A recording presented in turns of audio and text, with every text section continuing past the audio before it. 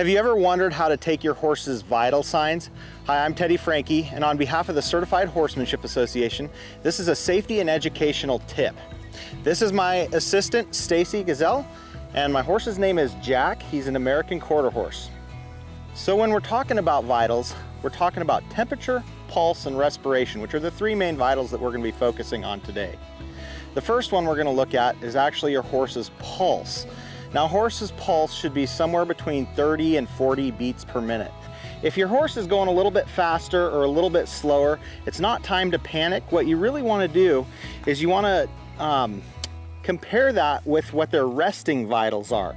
So this horse has just come out of his stall, and he hasn't been running or anything like that. So this is probably what his typical resting vitals are. But if I had been running him or riding him or doing something that was strenuous, I could expect to see a higher heart rate.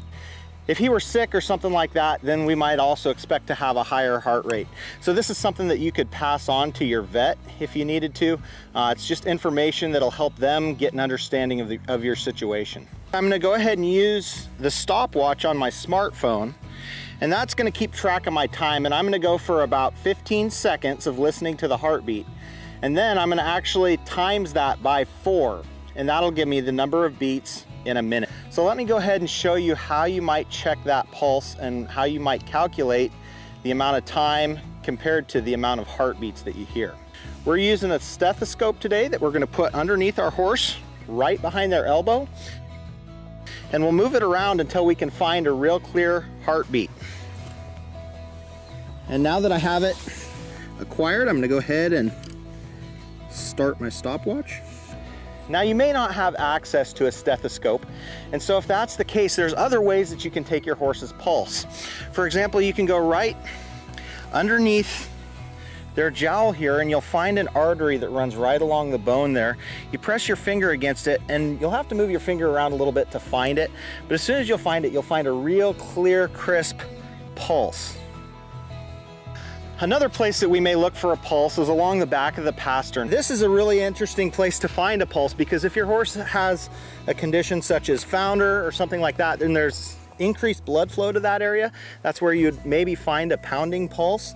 But if they're not in any kind of troublesome or problematic situation like that, then chances are you're not going to feel as much of a pulse here unless you get right on the correct spot. Today, to find the temperature, we're going to be using a digital thermometer. Now, this thermometer comes with probe covers, and so this is just important for sanitary purposes. Next, I'm going to add just a little bit of Vaseline here, and that just helps kind of keep things easier on your horse as you're using it. Now, it's important to note that if you're using a glass thermometer, it does take a little time to register, and so glass thermometers will come with a ring on the end of them. Make sure you tie a string onto that, and then you can tie it to your horse's tail to prevent it from falling out and potentially breaking on the ground. Obviously, some horses are going to be a little bit bothered by this, so we'll just take our time and try and make things as gentle as possible. This should get to be a fairly routine procedure for your horse if you take resting vitals to where they're not bothered by it and it doesn't matter too much to them. I'll go ahead and lift his tail real gently. Some horses like to clamp their tail, and so it can be especially difficult to get this done. You want to make sure that your horse has had an opportunity to settle with the idea of getting this done before you try and do it. So I start the thermometer, and with these digital thermometers, they register quickly, so I can actually just hold it in and take a minute. It'll beep and let me know that it's acquired the temperature. What we're looking for is 99 to 101 degrees, somewhere in that range, and so that if your horse is above that or below that, you want to make sure that you understand what normal is for your horse. So oftentimes the reason we take these vitals is to establish a baseline for our horses. You always want to keep safety in mind as you're working with these animals. And so if you notice, I stand to the side as I'm taking his temperature. If he gets bothered or upset by what I'm doing, I don't want to be in the line of fire. And so I'm just going to try and go with him as much as possible as he moves.